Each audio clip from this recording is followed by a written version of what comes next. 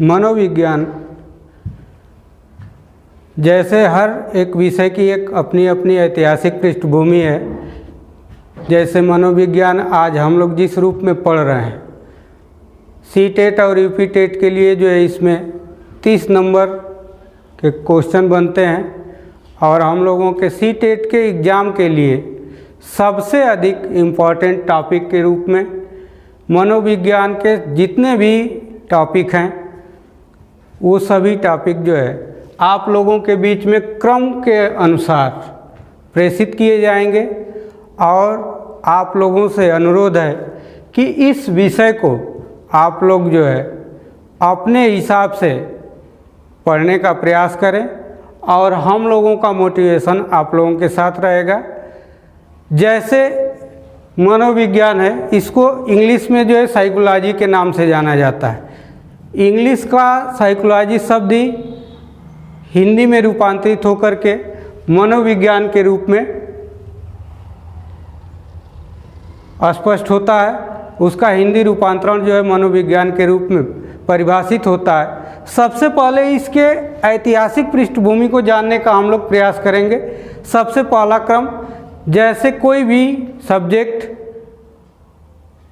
चाहे हिंदी हो चाहे समाजशास्त्र हो, किसी न किसी चरण से होकर के ही आज के स्टेप में पहुंचा है। जैसे हिंदी की जननी जो है संस्कृत को माना जाता है।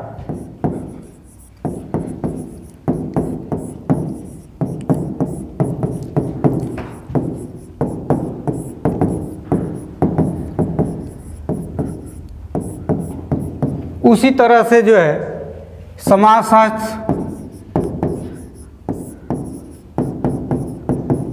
समाजशास्त्र की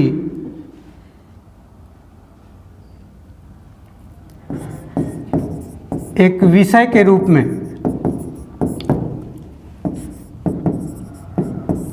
स्थापना ऑगस्ट काम्टे के द्वारा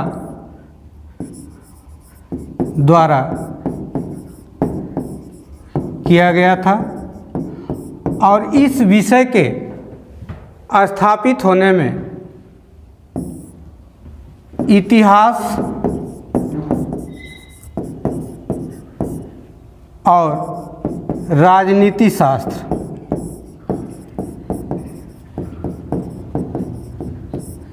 का विशेष योगदान माना जाता है। अगर हम मनोविज्ञान का हिंदी शाब्दिक आधार पर संधि विच्छेद यदि करके देखें तो इसको जो है मनोधन विज्ञान के रूप में संधि विच्छेद होगा। और संधि विच्छेद के आधार पर यदि इसकी व्याख्या करें तो एक अर्थ निकल करके आता है, क्या?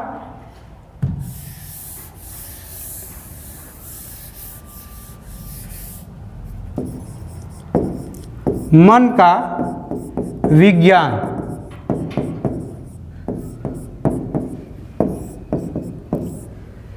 लेकिन यहाँ जो है शुरुआत इसकी कहाँ से हुई और एक विषय के रूप में कैसे कैसे ये अपने विकास के चरण को जो है आगे की तरफ जो है गतिशील होकर के आज हमारे बीच में प्रतिस्थापित है, इसी पे चर्चा जो है आज हम लोग करेंगे।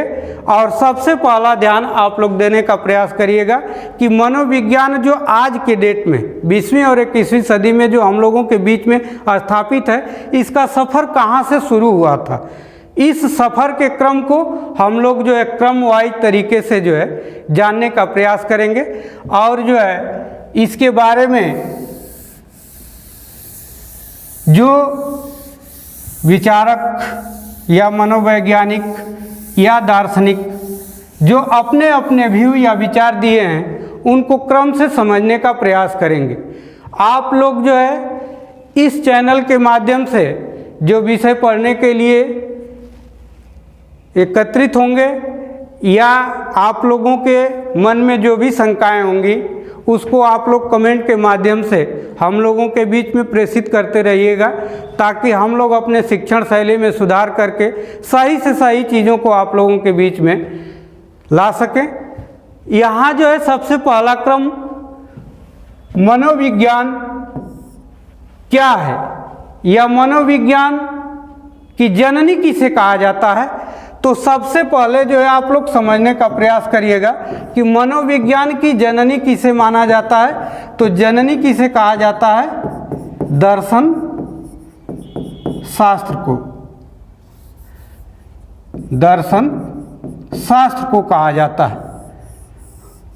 सबसे पहले जो है पश्चिमी दर्शन शास्त्र के अंतर्गत, या उसको वेस्टर्न फिलॉसफी बोलते हैं, और पश्चिमी दर्शन शास्त्र के अंतर्गत इसकी शुरुआत हुई। और सबसे पहला जो प्रथम प्रयास किया गया वो जो है अरस्तु के द्वारा किया गया था। और अरस्तु के द्वारा जो है ये प्रयास इसलिए किया गया कि जिस समय मनोविज्ञान एक विषय के रूप में नहीं था, उस समय जो है दर्शन शास्त्र जो है पश्चिमी क्षेत्रों में या पश्चिमी देशों में जो है एक विषय के रूप में जो है सबसे ज़्यादा सफल विषय माना जाता था। और उस विषय के अंतर्गत कुछ चीज़ों का अध्ययन किया जाता था, जिसमें आत्मा था, परमात्मा था और ब्रह्म था। और आत्मा क्या है, परमात्मा क्या है, आत्मा का परमात्मा में मिलन कैसे होता है, ब्रह्म क्या है, इन सारी चीज़ों पे अध्ययन जो है किया जाता था। लेकिन एक ज़रूरत महसूस हुई अरस्तु के द्वारा, और अरस्तु ने जो है इस चीज़ को कहा कि आत्मा, परमात्मा और ब्रह्म ये तीनों चीज़ें जो है अमूर्त हैं, और अमूर्त चीज़ों के आधार पे हम जो है व्यक्ति या प्राणियों का अध्ययन सही ढंग से नहीं कर सकते हैं। इसलिए एक ऐसे विषय की ज़रूरत है जो मानव को समझ सके, और मानव को समझने के लिए ही दर्शन शास्त्र के अंतर्गत एक शाखा बनी। और उस शाखा के अंतर्गत अरस्तु ने जो है एक मनोविज्ञान की पहली शाखा जो बनी अरस्तु के द्वारा, उसे कहा गया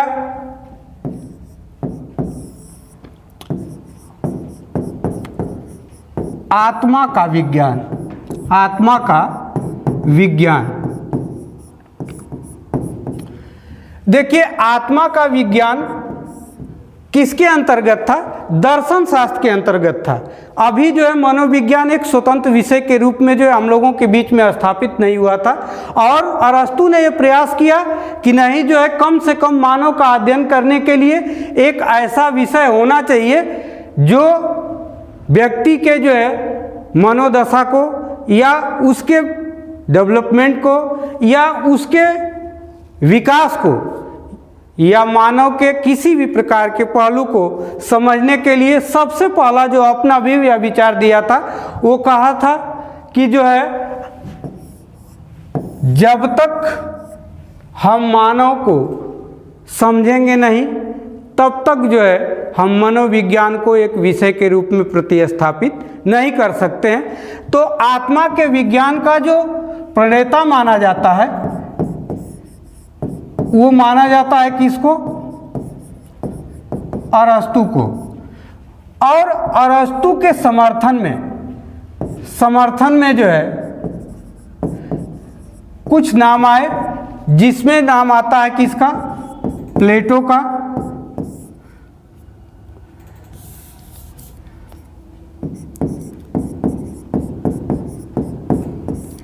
दूसरा नाम आता है रुडोल्फ गोयकिल का, और जो है नाम आता है गैरिट का, और एक नाम आता है डेकार्टे का।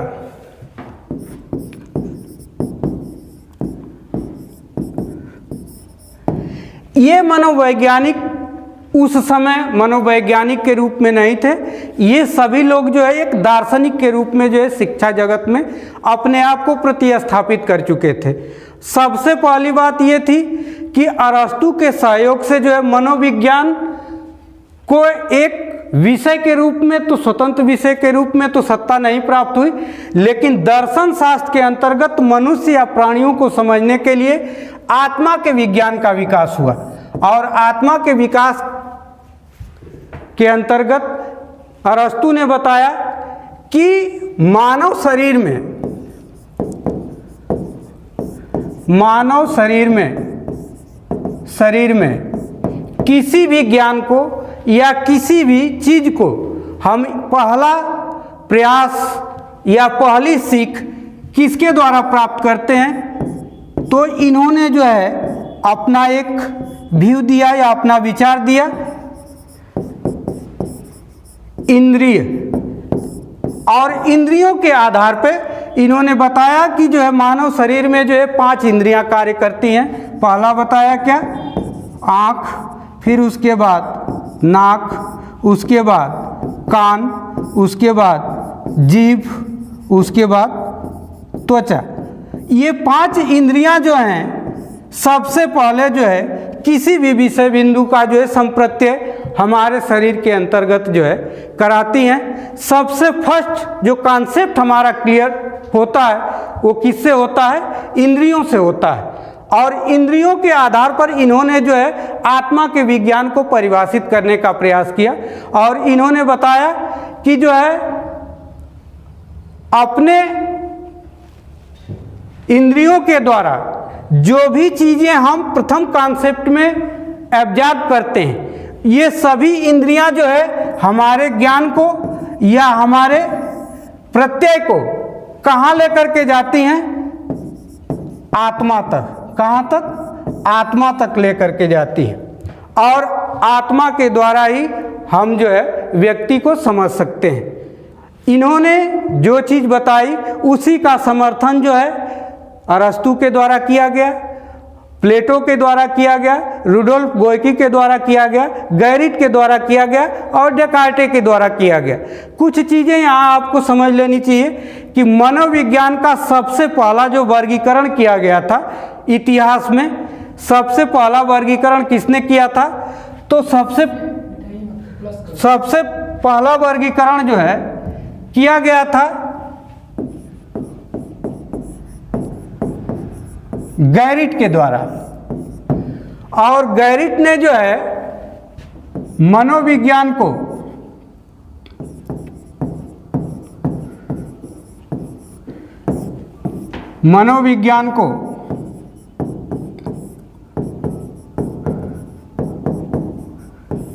शाब्दिक अर्थों के आधार पर 2 भागों में वर्गीकृत किया था।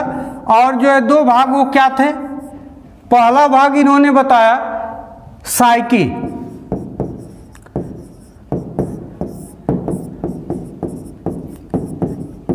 और दूसरा इन्होंने वर्गीकरण किया लोगस।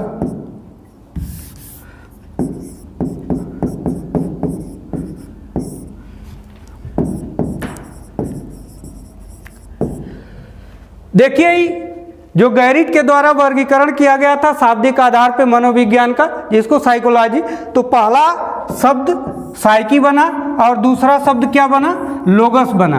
गैरिट ने जो है शाब्दिक अर्थों के आधार पे साइकी का जो अर्थ बताया उसे क्या बताया? आत्मा। क्या बताया? आत्मा। और जो है लोगस का अर्थ क्या बताया? अध्ययन। मतलब वह विज्ञान या वह शास्त्र जिसके अंतर्गत हम आत्मा का अध्ययन करते हैं उसी को गैरिट ने क्या कहा था? आत्मा का विज्ञान, या जो है मनोविज्ञान के अंतर्गत माना। दूसरी बात कि अरस्तु ने जो है इस चीज को अपने अंतर्गत दर्शन शास्त्र के अंतर्गत उसी चीज को परिभाषित किया था कि जो है जब तक हम आत्मा को नहीं समझेंगे तब तक जो है हम किसी भी प्राणी या मनुष्य को या मानव को समझ नहीं सकते हैं। यहाँ जो है शाब्दिक अर्थ के आधार पे एक क्वेश्चन बनेगा कि जो है मनोविज्ञान का प्रथम वर्गीकरण, प्रथम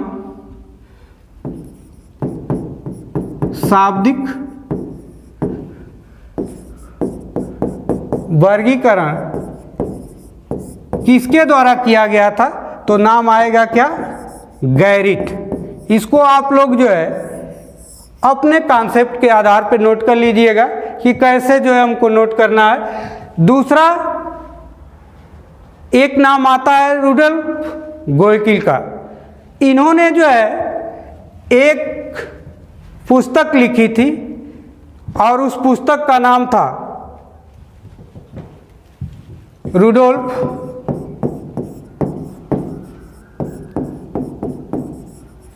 गोयकिल, जो आत्मा के विज्ञान के समर्थक माने जाते थे। और इन्होंने एक पुस्तक लिखी जो 1590 ईस्वी में लिखा गया था इनके द्वारा, और उसका नाम क्या था? साइकोलॉजिया।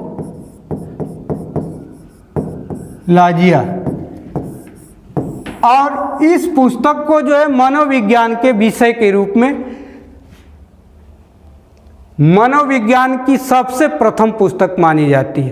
तो यहां से एक क्वेश्चन आपके लिए बन सकता है कि मनोविज्ञान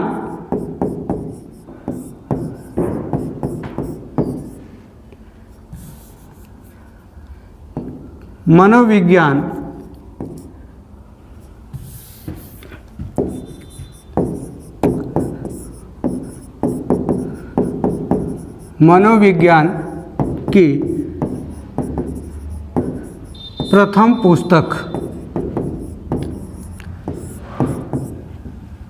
साइकोलॉजिया।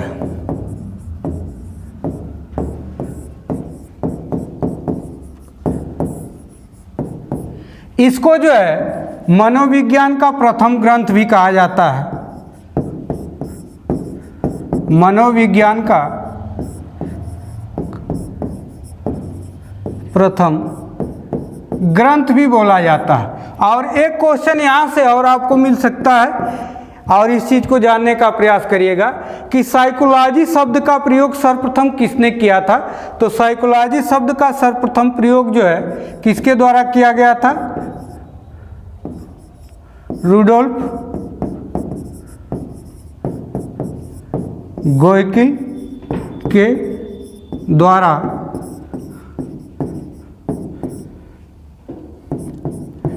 सर्वप्रथम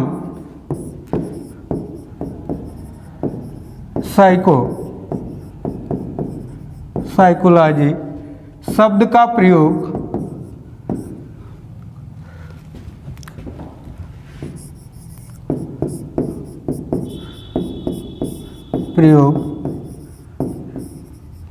किया गया था।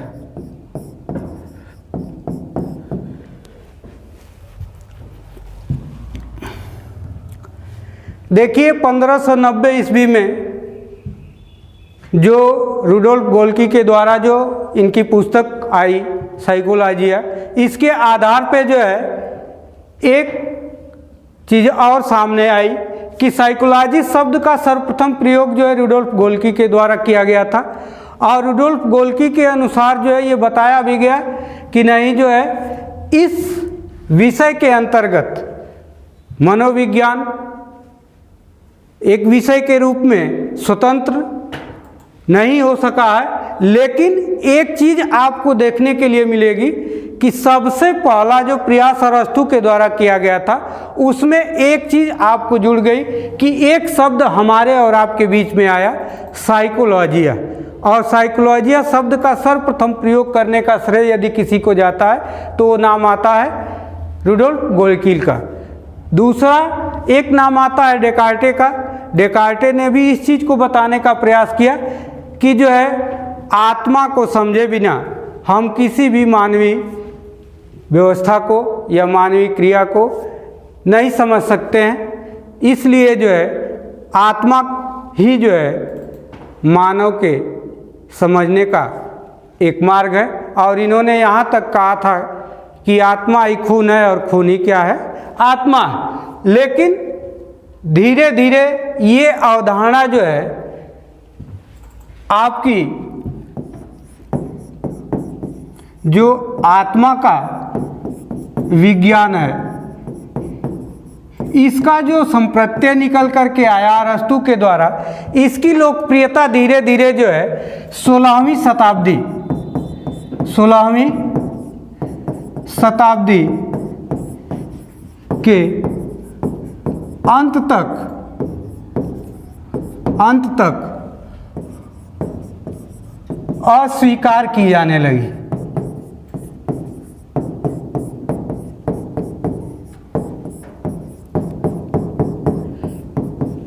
मतलब इस मत को जो है लोग अस्वीकार करना शुरू कर दिए थे 16वीं शताब्दी के अंत तक। उसका रीजन क्या था कि मनोविज्ञान एक विषय के रूप में विज्ञान को परिभाषित करता था, लेकिन कुछ जो आलोचनात्मक टिप्पणियां जब इनके ऊपर शुरू होने लगी तो यहाँ से जो है एक चीज़ निकल कर के आई और अन्य दर्शन शास्त्रियों ने जो इनकी आलोचना शुरू की थी या शिक्षा जगत के क्षेत्र में जो इनकी आलोचना 16वीं शताब्दी में हुई, उसमें सबसे मूल कारण ये बन गया कि विज्ञान के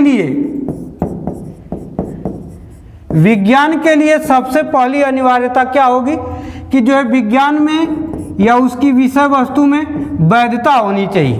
फिर उसके बाद क्या होनी चाहिए? वस्तुनिष्ठता होनी चाहिए।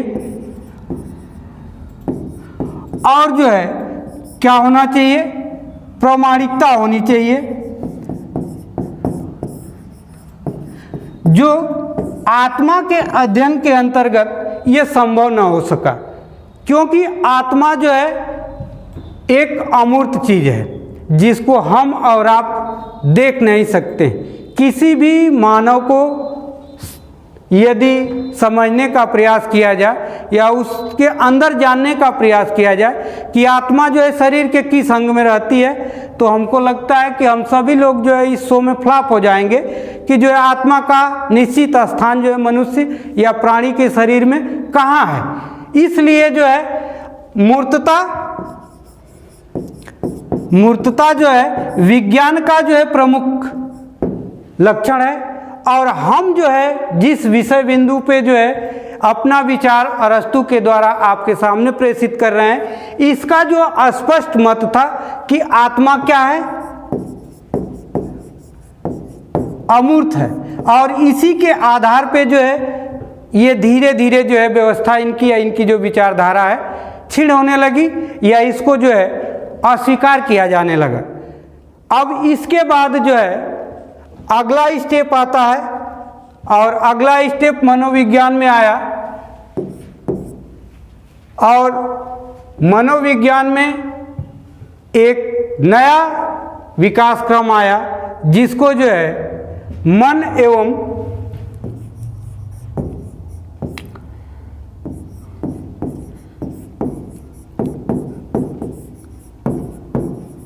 मस्तिष्क का विज्ञान, मन एवं मस्तिष्क का विज्ञान। आत्मा के विज्ञान के बाद एक दूसरा स्टेप जो है मनोविज्ञान के विकास क्रम में आया और इसके जो प्रणेता माने जाते हैं, इसके प्रणेता जो माने जाते हैं, ये जो है प्रणेता माने गए, इनका नाम था पोम्पो लाजी। और ये कहाँ के थे? इटली के। और इनका समर्थन जिन लोगों ने किया था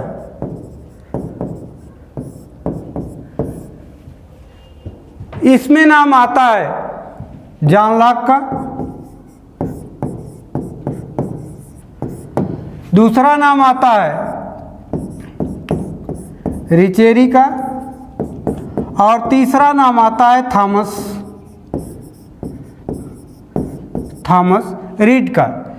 इन्होंने बताया, लेकिन पोम्पोलाजी के बारे में एक विशेषता और आप लोग यहाँ समझने का प्रयास करिएगा कि मनोविज्ञान का शाब्दिक आधार पर जो प्रथम वर्गीकरण किया गया था गैरिट के द्वारा किया गया था, लेकिन मनोविज्ञान का जो दूसरा वर्गीकरण है, अगर आपसे पूछे तो मनोविज्ञान का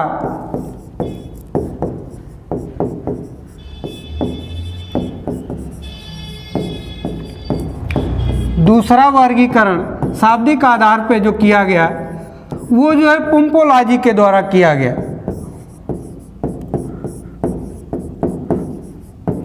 और पोम्पोलाजी ने जो है इसको अपने तरीके से जो है वर्गीकृत किया और मनोविज्ञान को दो भागों में वर्गीकृत करने का कार्य इन्होंने किया।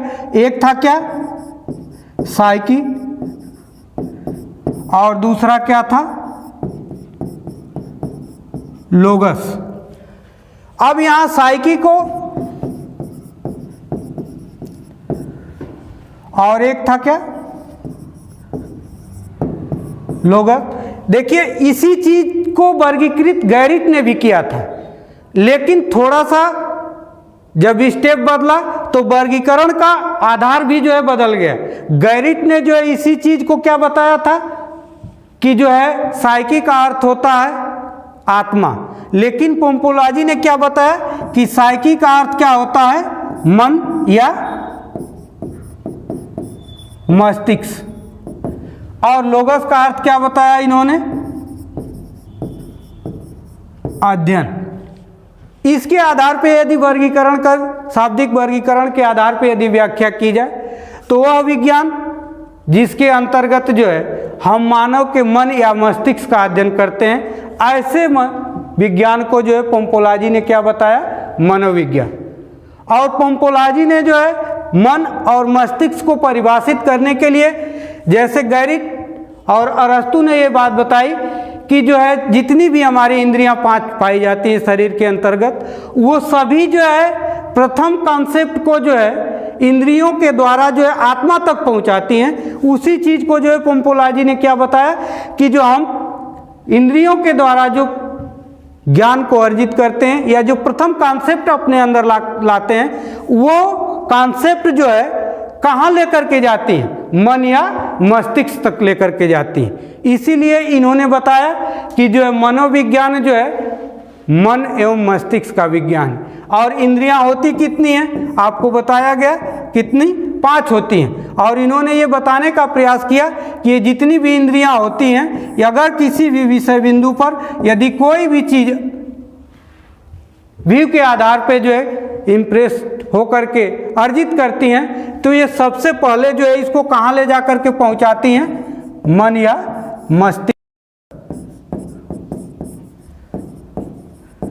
और मन एवं मस्तिष्क तक पहुँचने के बाद ही जो है व्यक्ति जो है अपने कार्यों को क्रियान्वित करने का कार्य करता है। उसी तरह से जो है थॉमस रीड, जॉन लॉक और रिचेरी ने भी मन और मस्तिष्क के विज्ञान का जो है समर्थन किया कि नहीं, जो है जितने भी इंद्रिय ज्ञान है सबसे पहले जो है इंद्रियों के द्वारा प्राप्त होते हैं। और किसी भी विषय बिंदु पे जो प्रथम ज्ञान होता है, वो प्रथम ज्ञान जो है प्राप्त करने के बाद इंद्रियां जो है उसको मन या मस्तिष्क तक पहुंचाती हैं। आधार पे जो है इसको मन एवं मस्तिष्क का विज्ञान कहा गया।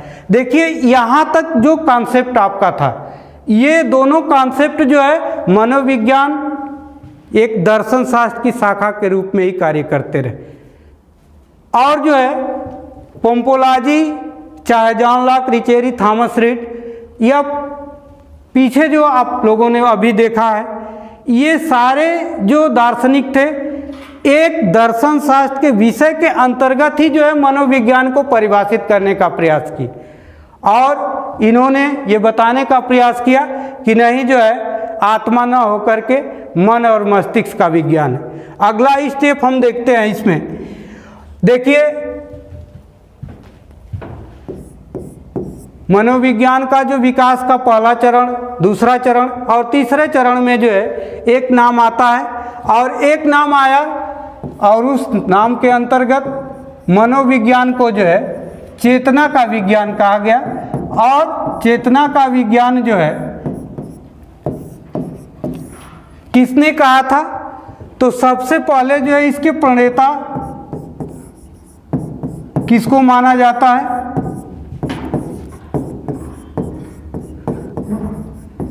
विलियम वुंट को। और ये कहाँ के थे, जर्मनी के। और इनका समर्थन या इनके जो समर्थक थे, इसमें नाम किसका किसका आता है, तो विलियम वुंट के साथ एक नाम आता है विलियम जेम्स का, और एक नाम आता है जेम्स सली का, और एक नाम आता है वाइस का। देखिए विलियम वुंट ने जो है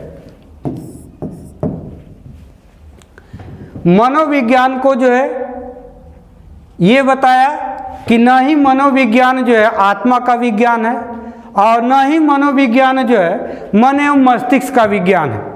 इन्होंने स्पष्ट करने का प्रयास किया कि जो है मनोविज्ञान जो है चेतन अनुभूति का विज्ञान है या चेतना का विज्ञान है।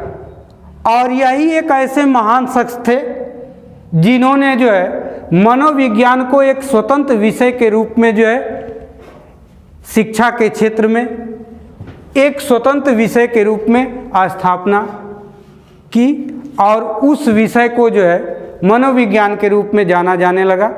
और इनका सबसे प्रथम जो कार्य था उस कार्य या मन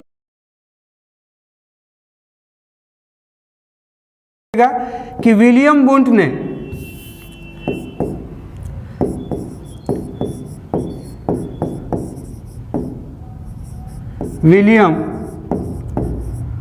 ने सर्वप्रथम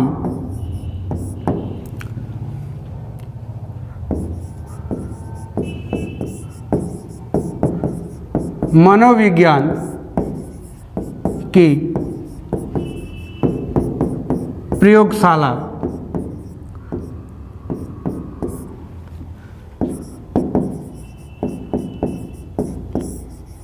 स्थापित की। देखिए स्थापना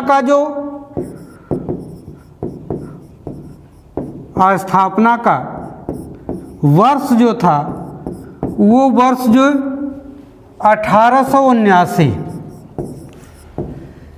और कहाँ स्थापित किया था तो एक नाम आता है जर्मनी का। और जर्मनी में जिस शहर में इन्होंने जो है इस मनोविज्ञान प्रयोगशाला की स्थापना की थी उस शहर का नाम था लिप्जिंग शहर। और इसी को बाद में जो है विश्वविद्यालय का भी दर्जा मिल गया, विश्वविद्यालय का दर्जा मिला। और आज के डेट में जो है वर्तमान में ये विश्वविद्यालय जो है किसके नाम से जाना जाता है?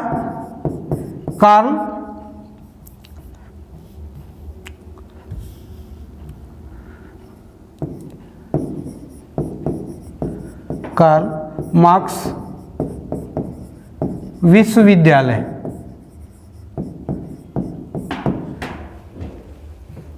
देखिए इतनी चीज समझने का प्रयास करिएगा कि चेतना का विज्ञान का समर्थन या इसकी शुरुआत जो है किसके द्वारा की गई थी तो विलियम वुंट। ये कहाँ के थे? जर्मनी के। इनका समर्थन किसने किया था तो विलियम जेम्स ने किया था, जेम्स सली ने किया था और वाइस ने किया था।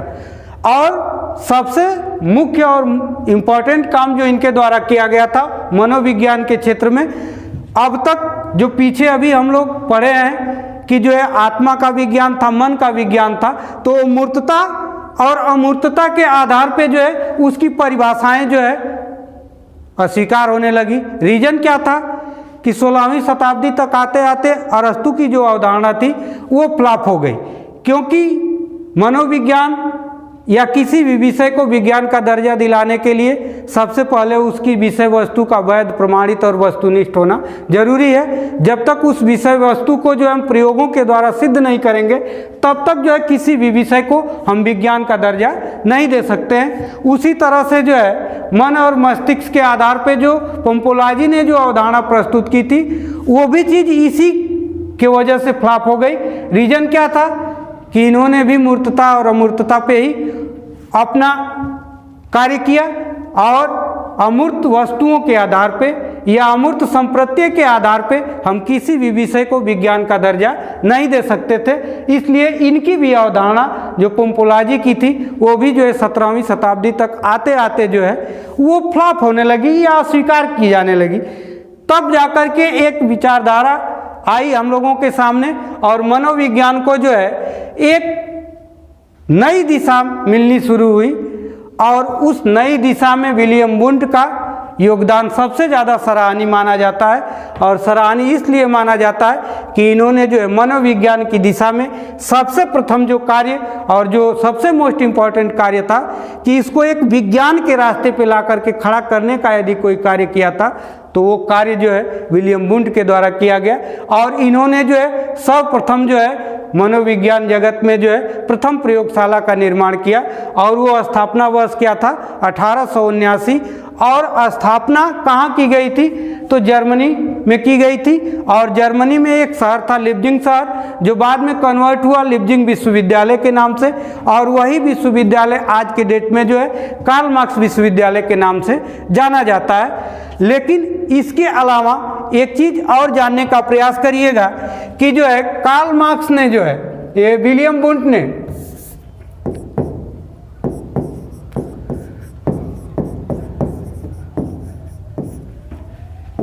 विलियम वुंट के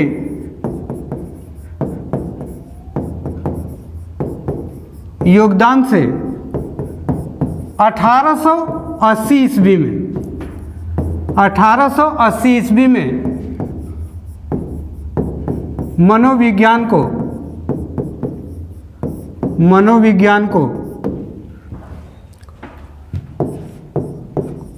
एक स्वतंत्र विषय का दर्जा प्राप्त हुआ। एक स्वतंत्र विषय का दर्जा प्राप्त हुआ। दूसरा कंडीशन क्या था? दूसरा कंडीशन इन्होंने क्या बताया और इनके बारे में जो चीज़ें बताई गई कि सबसे पहले जो है इन्होंने जो है मनोविज्ञान के अंतर्गत जो प्रयोगशाला का निर्माण किया, उस प्रयोगशाला में जो है चेतन अनुभूति के आधार पे जो है मानव या प्राणियों को समझने का प्रयास किया गया। तो यहाँ जो एक प्रश्न बनता है कि जो है चेतना क्या होती है। तो चेतना को जो है इन्होंने बताने का प्रयास किया।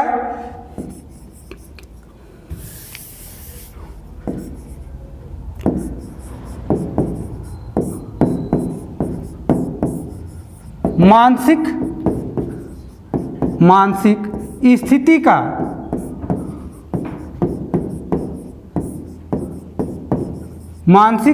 का आंतरिक रूप ही क्या कहा जाता है? चेतना। मानसिक स्थिति का जो आंतरिक रूप होता है उसी को विलियम वुंट ने क्या कहा? चेतना का। अगर इसको हम और समझने का प्रयास करें तो जो इंद्रियां होती हैं, इन इंद्रियों के आधार पे जो 5 इंद्रियां होती हैं, इन 5 इंद्रियों के द्वारा जो हमारा प्रथम ज्ञान होता है, 5 इंद्रियां आँख कान नाक जीभ और त्वचा के द्वारा जो प्रथम ज्ञान अर्जित करते हैं उसी को हम क्या बोलते हैं? संवेदना। और संवेदना को ही विलियम वुंट ने किसका नाम दिया था? चेतना का नाम दिया। और अगले कड़ी में जो चीज़ें हमको देखने के लिए मिली कि चेतना के आधार पे ही इन्होंने अपनी प्रयोगशाला में जो है अध्ययन का कार्य किया। और अध्ययन का कार्य जो इनके प्रयोगशाला में होता था तो वो कैसे कैसे लोगों पे होता था, तो इन्होंने बताने का प्रयास किया कि इनके चेतन अनुभूति का जो प्रयोग था वो किनके ऊपर होता था। तो ये क्वेश्चन जो है यूपी टेट और सी टेट में बन सकता है कि जो है विलियम वुंट ने जो प्रयोगशाला की स्थापना की थी तो उस पे जो है किस आधार पे जो है प्रयोग किया जाता था। तो प्रयोग किस आधार पे किया जाता था? चेतना के आधार पे। लेकिन किन किन लोगों के ऊपर किया जाता था तो उनको भी बताने का इन्होंने प्रयास किया कि जो है किशोर एवं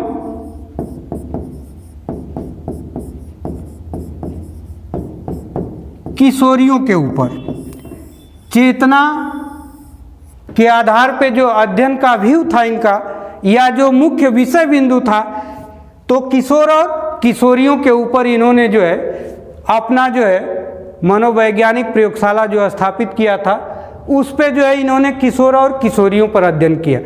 अब ऑप्शन में ये दे सकता है हमारे और आपके टेट और सी टेट में कि जो है विलियम वुंट ने जो है अपने प्रयोगशाला में जो है किनके ऊपर प्रयोग किया, तो दे सकता है कि नवजात शिशु, बाल्यावस्था का बालक या बालिकाएं, या किशोर या किशोरी, या उपर्युक्त सभी, या इनमें से कोई नहीं। तो हमारा जो थाट है यही बताता है कि इन्होंने जो है अपने प्रयोगशाला में जो विषय बिंदु पर जो फोकस किया था उसका मुख्य आधार क्या था, किशोर और किशोरियां। रीजन क्या था कि सबसे ज़्यादा जो मानसिक डेवलपमेंट होता है या जो मेंटल डेवलपमेंट होता है वो जो है किशोरावस्था में ही होता है, और जब किशोरावस्था में मानसिक विकास जब अधिक होगा तो चेतनात्मक शक्ति जो है सबसे अधिक होगी, और इसी के आधार पे जो है इन्होंने किशोर और किशोरियों पे प्रयोग किया। तो यहाँ से कई क्वेश्चन आपको मिल सकते हैं कि जो है विलियम वुंट ने जो है प्रयोगशाला की स्थापना कब की थी, तो 1879 में। किस शहर में जो है इन्होंने स्थापित किया था प्रयोगशाला को, तो जर्मनी में। किस शहर में किया था, तो लिप्जिंग शहर में। और आज के डेट में जो है किस विश्वविद्यालय के नाम से जो है वो प्रयोगशाला जाना जाता है, तो जो है कार्ल मार्क्स विश्वविद्यालय के नाम से जाना जाता है। लेकिन धीरे धीरे जो है 18वीं और 19वीं शताब्दी के मध्य तक आते आते इनकी भी आलोचना जो है शुरू होने लगी, या इनके भी विचार को जो है लोगों ने अस्वीकार कर दिया। और उसका रीजन क्या था कि चेतन अनुभूति केवल हमें यही बताता है कि मानसिक स्थिति का आंतरिक रूप है, लेकिन एक व्यक्ति जो है केवल आंतरिक रूप से ही जीवित नहीं रहता है। उसका रीजन क्या है कि उसकी जो है आंतरिक चीज़ें भी होती हैं और साथ में एक व्यक्ति का बाह्य स्वरूप भी होता है। तो आंतरिक रूप और बाह्य स्वरूप के आधार पे इस मत को भी 18वीं और 19वीं शताब्दी के मध्य तक जो है अस्वीकार किया जाने लगा।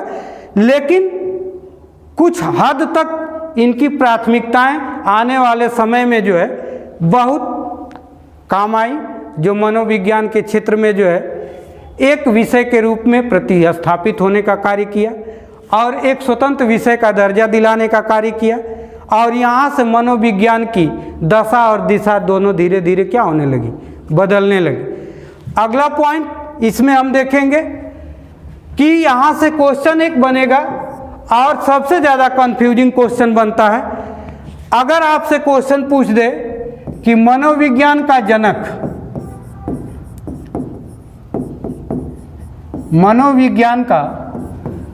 किसे कहा जाता है, तो मनोविज्ञान का जनक जो है किसे कहा जाता है,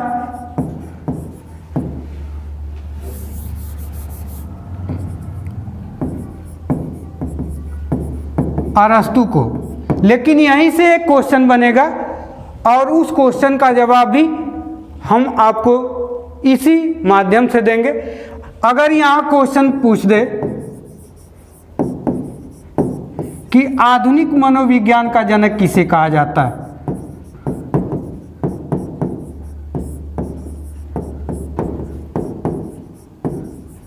जनक किसे कहा जाता है, तो इसका जवाब क्या होगा, विलियम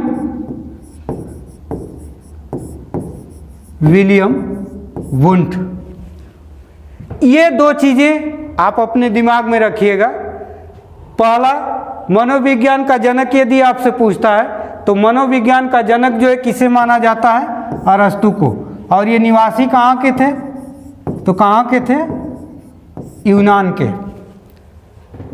और जो है आधुनिक मनोविज्ञान का जनक किसे माना जाता है, तो विलियम वुंट को।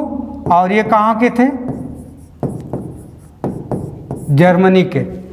देखिए इसके बाद एक अलग मनोविज्ञान में विकास का क्रम आया और उस मनोविज्ञान के क्रम में जो है एक नाम आता है व्यवहार का विज्ञान।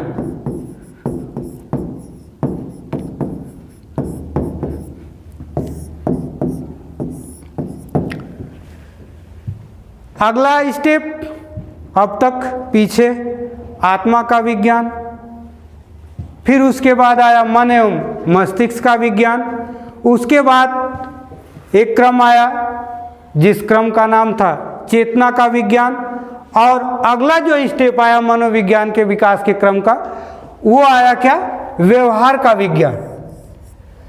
देखिए व्यवहार के विज्ञान के अंतर्गत जो है एक नाम आता है सबसे पहले जेबी वाटसन का, जेबी वाटसन का। इन्हीं को जो है व्यवहार का विज्ञान का प्रणेता भी माना जाता है, और इनका समर्थन जो किया गया था वो किन किन मनोवैज्ञानिकों के द्वारा किया गया था, तो इसमें नाम आता है स्किनर का, नाम आता है क्लार्क एल हल का, फिर नाम आता है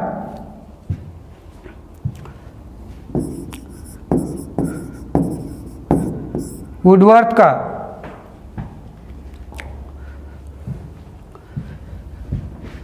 देखिए ये जो नाम है और जो जेबी वाटसन का नाम है जॉन ब्राड वाटसन, ये नाम जो है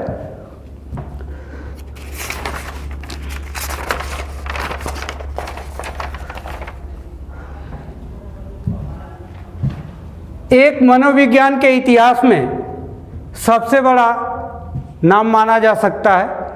और जो है एक नाम यहाँ से और देख लीजिएगा पावलोव का,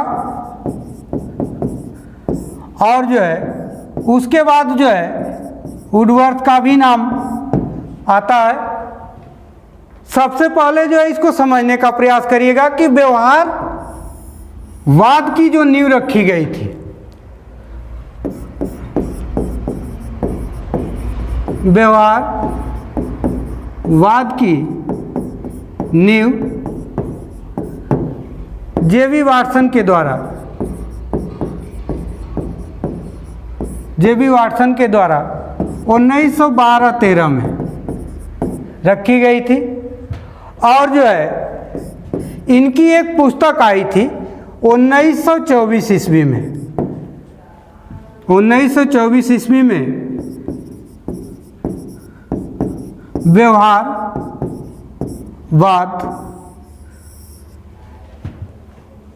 नामक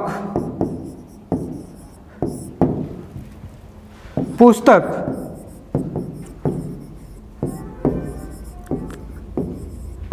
इनके द्वारा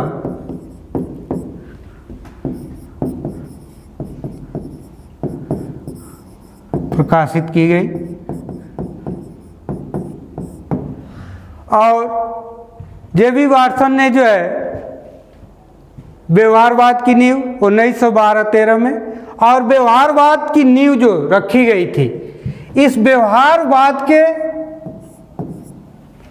नींव की स्थापना में विश्व के मनोवैज्ञानिकों में यदि सबसे अधिक किसी का नाम आता है तो वो नाम आता है किसका, अमेरिकी मनोवैज्ञानिकों का। इसमें सबसे अधिक जो है व्यवहार के विज्ञान में यदि किसी भी मनोवैज्ञानिकों का नाम यदि हमको और आपको देखने के लिए मिलेगा तो सबसे अधिक अमेरिकी मनोवैज्ञानिक आपको देखने के लिए मिलेंगे, जिसमें जेबी वाटसन भी वहीं के थे, स्किनर, क्लार्क, हल, पावलोव, वुडवर्थ, ये सभी लोग जो है अमेरिकी मनोवैज्ञानिक थे। और अमेरिकी मनोवैज्ञानिक के आधार पे ही ये माना गया कि मनोविज्ञान के क्षेत्र में यदि व्यवहारवाद आया तो उसमें सबसे अधिक योगदान यदि किसी का माना जाता था तो अमेरिकी मनोवैज्ञानिकों का माना जाता। यहाँ से एक चीज और नोट कर लीजिएगा आप लोग, इन्होंने जेबी वाटसन ने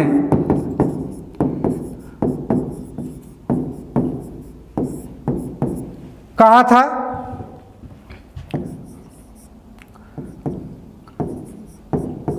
मनोविज्ञान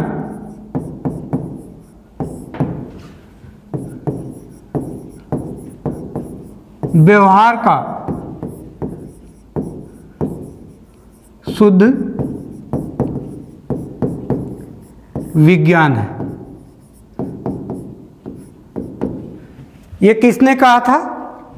जे.बी. वाटसन ने। एक चीज आप समझने का प्रयास यहां करेंगे कि जो है व्यवहार का विज्ञान इसे क्यों कहा गया और व्यवहार होता क्या है। तो इसको परिभाषित करने के लिए या इसको बताने के लिए वाटसन ने ये चीज बताने का प्रयास किया कि जो है मानसिक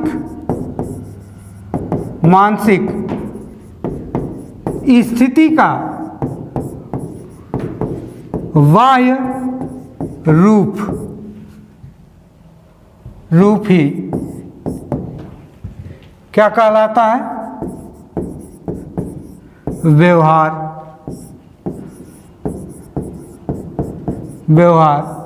कहलाता है। ये जो है चीजें किसके द्वारा बताई गई? व्यवहारवादियों के द्वारा और वाटसन के द्वारा। एक चीज अभी इससे पीछे हम लोगों ने देखा कि चेतना का विज्ञान, जिसमें विलियम वुंट ने बताया कि मानसिक स्थिति का जो आंतरिक रूप होता है या इंद्रियों द्वारा जो प्रथम ज्ञान होता है वो क्या कहलाता है? चेतना या संवेदना। लेकिन यहाँ जो है परिभाषित करने का क्या प्रयास किया गया कि मानसिक स्थिति का जो बाह्य रूप होता है, जो हमको और आपको दिखाई देता है बाह्य रूप से, उसी को क्या कहा गया? व्यवहार। और यहीं से जो है मनोविज्ञान जो है व्यवहार का विज्ञान कहा जाने लगा। और यही विचारधारा जो है 20वीं और 19वीं शताब्दी के मध्य के बाद और 20वीं शताब्दी में और आज की स्थिति में जो है परिभाषित की जा रही है कि नहीं, जो है मनोविज्ञान जो है व्यवहार का विज्ञान है। यहाँ से एक चीज और आपको देखने के लिए मिलेगा कि आपसे यदि क्वेश्चन पूछ दे कि जो है व्यवहार शब्द का प्रयोग सर्वप्रथम किसने किया था, तो व्यवहार शब्द का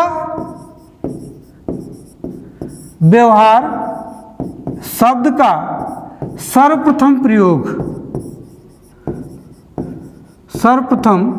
प्रयोग जो है किसके द्वारा किया गया था? तो विलियम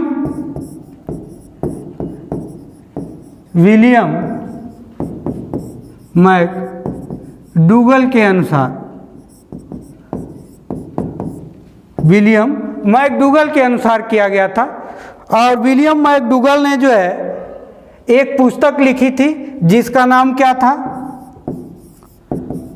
आउटलाइन ऑफ